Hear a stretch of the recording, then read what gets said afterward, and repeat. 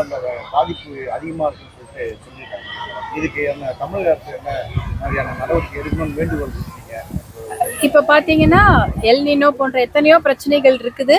அதில் வந்து பார்த்தீங்கன்னா சென்னை கிளைமேட் ஆக்ஷன் பிளான்னு கொடுத்துருக்குறாங்க, ஏற்கனவே கொடுத்துருக்குறாங்க.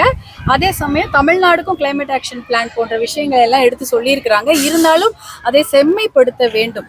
அதை பார்த்தீங்கன்னா அதில் வந்து சில விஷயங்கள நாய்ஸ் பொல்யூஷன் பற்றிலாம் ஒரு இடத்துல இல்லவே இல்லை. சென்னை கிளைமேட் ஆக்ஷன் பிளான்ல வந்து நாய்ஸ் பொல்யூஷன், அதாவது சத்தம், அந்த விஷயங்களை பற்றி அதை எப்படி நம்ம எதிர்கொள்ள போகிறோம்.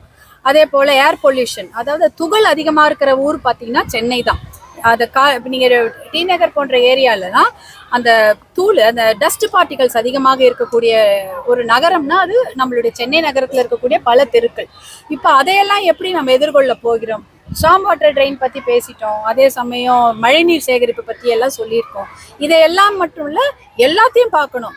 தண்ணீர் பிரச்சனை மட்டுமில்ல, காற்று பிரச்சனை மட்டுமில்ல, இந்த டஸ்ட் பார்ட்டிகல்ஸு, ஸ்மோக்கு, டிராஃபிக்கால ஏற்படக்கூடிய அந்த பிரச்சனைகள் போன்ற போக்குவரத்து பிரச்சனைகள், இது எல்லாமே சேர்ந்தாதான் ஒரு ஆக்ஷன் பிளான். அந்த ஆக்ஷன் பிளானை ஒரு காம்ப்ரிஹென்சிவாக எல்லாமே இருக்கணும். அதில் அந்த விஷயத்தை எல்லாம் வந்து சென்னை கிளைமேட் ஆக்ஷன் பிளான்ல மட்டுமில்ல, தமிழ்நாடுக்கு ஒரு கிளைமேட் ஆக்ஷன் பிளானை வெளியிட்டு அதை கொண்டு செல்ல வேண்டும். சுற்றுச்சூழலில் உங்களுடைய பணி மிக சிறப்பானது. இப்போ பொதுவாக சென்னை போன்ற பெரிய நகரங்களில் இரவு உணவு, அதாவது அன்டைமில் இந்த ஃபுட்டு சாப்பிட்றது ஒரு கலாச்சாரமாக கொண்டு வந்துட்டு இருக்காங்க. இரவு ஒரு 12 மணிலேருந்து 4 மணி வரைக்கும் போய் எல்லா கடையிலையும் சாப்பிட்றது, அதே மாதிரி ஒரு கல்ச்சர் வளர்ந்துட்டு இருக்கு. இதனால வந்து உடல்நல பாதிப்பு, மனநல பாதிப்பு, நிறைய பிரச்சனைகள் வருதுன்றாங்க. ஒரு சட்டமன்ற உறுப்பினராக இந்த பிரச்சனையை முன்னிறுத்தி இந்த இரவு உணவுகள் வந்து இந்த ஐடி கம்பெனினா அந்த ஐடி கம்பெனி கேம்பஸ்குள்ளேயே இருக்கணும், பஸ் ஸ்டாண்டு, ரயில்வே ஸ்டேஷன் அது உள்ளே இருக்கணும்.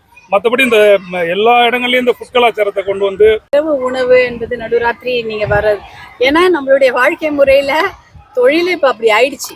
பாதி பேர் தான் காலையில 9லேருந்து 6 மணிக்கு வேலைக்கு போறாங்க. மிச்ச பாதி பேர் அந்த 6 மணிலேருந்து மறுநாள் காலையில வர. ஏன்னா அது மாதிரி ஒரு நம்மளுடைய அப்போ அவங்களுடைய வாழ்க்கை எப்படி ஆயிடுச்சுன்னா இரவுல தான் அவங்க பணி செய்யறாங்க. அதனாலதான் நிறைய நோய்களும் வருது. உடம்பு உடல் பருமன் என்ற நோய் வருது.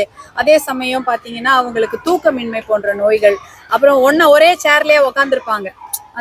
அப்போ வந்து அந்த பேக்கு, அதாவது நம்மளுடைய ஸ்பைனல் கார்டு, அந்த முதுகெலும்பு, உட்காரதுல பிரச்சனை, எல்லாருக்கும் அந்த நோய் உடல் நல பாதிப்பும் இருக்கிறது.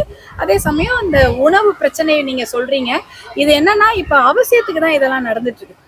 இப்போ நீங்க எல்லாருமே உள்ள சாப்பிட மாட்டாங்க, ஒரு சிலர் வெளியில வேலை செஞ்சுட்டு இருப்பாங்க. இரவு பார்த்தீங்கன்னா ரோடு போடுறவங்கலாம் ராத்திரி தான் வேலை செய்வாங்க. நீங்க டிராபிக் லைன்ல நீங்க அந்த வெள்ளை கலர் பெயிண்ட் அடிக்கிறாங்கல்ல, அவங்க எப்ப வேலை செய்யறாங்க? நடுராத்திரி தான் வேலை செய்வாங்க. காலைல வேலை செஞ்சா நீங்க சத்தம் போடுவீங்க, என்னடா நாங்க வண்டி ஓட்டிட்டு போகும்போது நடுவுல வந்து பாதி நிறுத்திட்டீங்களே, நாங்க ராங் சைட்ல தான் போகணுமான்னு கேட்பீங்க. அப்ப அந்த மாதிரி இரவு வேலை செய்யக்கூடிய எத்தனையோ பேர் இருக்காங்க. அவங்களுக்கு அந்த சமயம் தேவைப்படுகிற அந்த தேநீரையோ, அவர்களுக்கு தேவைப்படுகிற அந்த சில உணவையோ அந்த சுற்றி இருக்கிற அக்கம் பக்கத்துல இருக்கிற நெய்பர்ஹுட் உணவகங்கள் தான் கொடுக்குறாங்க. கேல்கட்டால இந்த மாதிரி ஒரு விழிப்புணர்வு நிகழ்ச்சி நடந்தது. அதை எப்படின்னா இந்த மாதிரி தரப்படும், அதாவது அந்த நீங்க ஜங்க் ஃபுட்னு சொல்லுவீங்க, ஆனா அந்த வெளியில குட்டி குட்டியா நடமாடும் அந்த உணவகங்கள்லாம் எவ்வளவு தரமாக அதை கொடுக்குறாங்கன்றத செக் பண்ணாங்க. எவ்வளவு தரமான உணவுகளை அவங்க கொடுக்குறாங்க, சுத்தமான உணவுகளை கொடுக்குறாங்க, கலப்படம் இல்லாத உணவுகளை கொடுக்குறாங்க அப்படின்னு அதுல வந்து நல்லா கழுவி ஒரே தண்ணியில கழுவாகாம புது நல்ல தண்ணீர்ல கழுவி கொடுக்குற போன்ற விஷயங்களை அது ஒரு என்ஜிஓ பண்ணாங்க. அது ஒரு மிகப்பெரிய நல்ல, எங்களுக்கு எல்லாமே அதெல்லாம் நாங்கள் படித்தோம், அந்த என்ஜிஓக்கள் செய்த அந்த விஷயங்கள். அதனால அந்த உணவகங்கள்லாம் வந்து இன்னைக்கு இருக்கிறன்னா மக்களுடைய பயன்பாட்டுக்கு தான் இருக்குது. ஏன்னா அந்த மாதிரி வேலை நடக்குது. அது தரமாக கொடுக்கறதுக்கு நம்ம முயற்சி செய்யலாம். விவசாயிகள்லாம் வந்து தொடர்ந்து போராட்டம் பண்ணிட்டு இருக்காங்க. அவங்க வந்து அறிவிச்ச கடன் தள்ளுபடி இல்லை அப்படிலாம் பெரிய பேச பண்றாங்க. நம்ம தலைவர் ஆமாம், பாட்டாளி மக்கள் கட்சி தலைவரும் அதான் சொல்லியிருக்காங்க. நம்மளுடைய நிறைய அறிவிப்புகள் தொடர்ந்து இந்த கடன் தள்ளுபடியை பற்றி, கூட்டுறவு கடன் தள்ளுபடியை பற்றிய அறிவிப்புகள் தொடர்ந்து வந்தால் விவசாயிகளுக்கு மகிழ்ச்சி அளிக்கும். ஏனென்றால் அது வந்து அவங்க எதிர்பார்க்கணும். அதனால 8,000 கோடி, அதாவது 20,000 கோடி ரூபாய் அளவுக்கு கடன் தள்ளுபடி செய்யப்பட்டிருந்தால் இன்னும் நல்லா இருந்திருக்கும். 2,000 கோடி மட்டும்தான் கடன் தள்ளுபடி செய்யப்பட்டிருக்கு. 20,000 கோடி அளவுக்கு கடன் தள்ளுபடி செய்யப்பட்டா நிறைய சிறு குறு விவசாயிகள் பலனடைஞ்சிருப்பாங்க. பாட்டாளி மக்கள் கட்சியினுடைய நிலைப்பாடு தொடர்ந்து எப்படி இருக்கு?